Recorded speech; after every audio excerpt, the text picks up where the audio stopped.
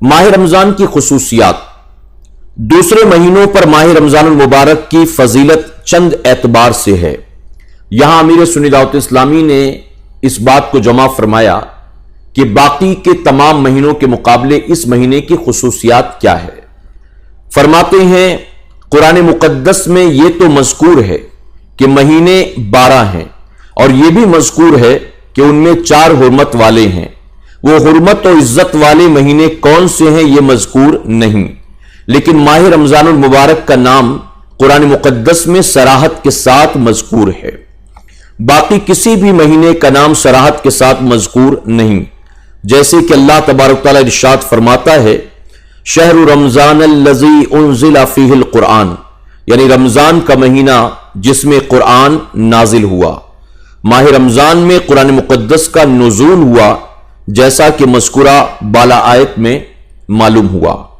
میرے پیارے آقا علیہ الصلوۃ والتسلیم کے پیارے دیوانوں، اس ماہ مبارک کی خصوصیات بیان کرتے وقت امیر سنی دعوت اسلامی نے جو سب سے پہلی خصوصیت بیان فرمائی وہ یہ ہے کہ 12 مہینوں میں تنہا یہی وہ مہینہ ہے جس کا نام قرآن مقدس میں صراحت کے ساتھ آیا ہے۔ مہینوں کی گنتی 12 ہے، یہ قرآن میں موجود ہے، لیکن ان 12 مہینوں کے نام موجود نہیں ہیں۔ ان 12 میں 4 مہینے حرمت والے ہیں، عزت والے ہیں، باقی تمام مہینوں میں سب سے زیادہ برکت والے ہیں، کمال والے ہیں، لیکن ان 4 مہینوں کے نام نہیں لکھے ہیں صراحت کے ساتھ۔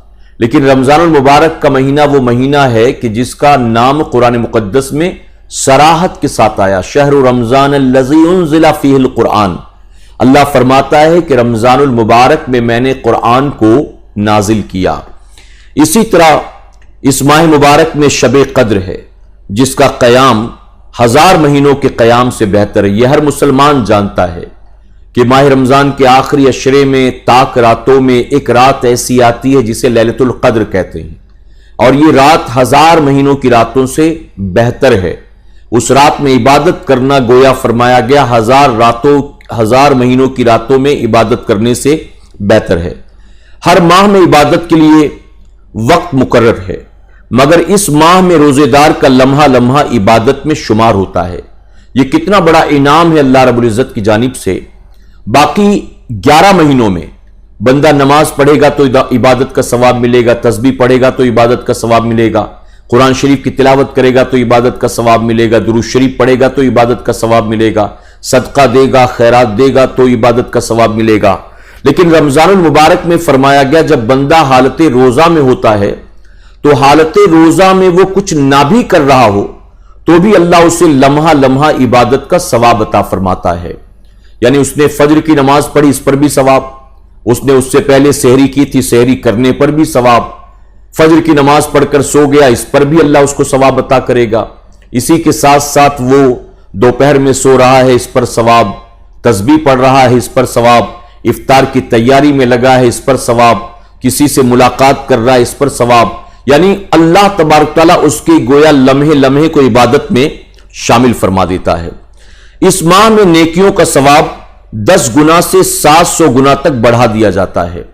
یعنی اللہ کے ذمہ کرم پر ہے کہ اس ماہ مبارک میں اللہ اپنے بندوں کی نیکی کو 10 گنا سے 700 گنا زیادہ بڑھا دے۔ اب سب کو نہ 10 ملتا ہے نہ سب کو 700، بلکہ یہ ڈیپینڈ کرتا ہے بندے کے اخلاص پر۔ جتنا اخلاص کے ساتھ وہ عبادت کرے گا اللہ اس کے انعام کو بھی اتنا ہی زیادہ بڑھا دے گا۔ اسی طرح اللہ تعالیٰ اس ماہ میں اپنے بندوں پر خصوصی توجہ فرماتا ہے۔ یوں تو اللہ کا بے پناہ فضل و کرم ہے ہم پر اور آپ پر، لیکن اس مہینے میں خصوصی توجہ اللہ کی اپنے بندوں پر ہوتی ہے۔ جنت کے دروازے کھول دیے جاتے ہیں، جہنم کے دروازے بند کر دیے جاتے ہیں۔ اب یہ 2 چیزیں آپ سمجھیں، یہ سننے میں بڑی آسان سی لگتی ہیں، لیکن یہ جانتے ہیں کتنی اہم چیز ہے۔ جنت کے دروازوں کا کھلنا، جہنم کے دروازوں کا بند ہونا، یہ کتنی بڑی بات ہے۔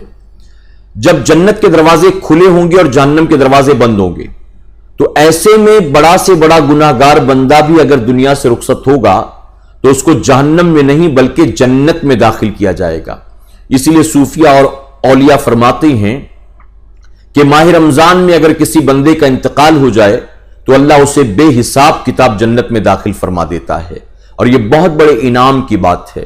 اسی لیے لوگ تمنا کرتے ہیں کہ اللہ ہمیں ماہ رمضان میں موت عطا فرما، لوگ آرزو کرتے ہیں کہ اللہ ہمیں ماہ رمضان میں مدینے میں موت عطا فرما، یعنی مبارک مہینہ بھی مل جائے، مبارک شہر بھی مل جائے، اور بعد مرنے کے مدینے میں اگر دفن ہونا مل جائے تو اس سے بڑی کون سی نعمت ہو سکتی ہے، آپ بتائیے۔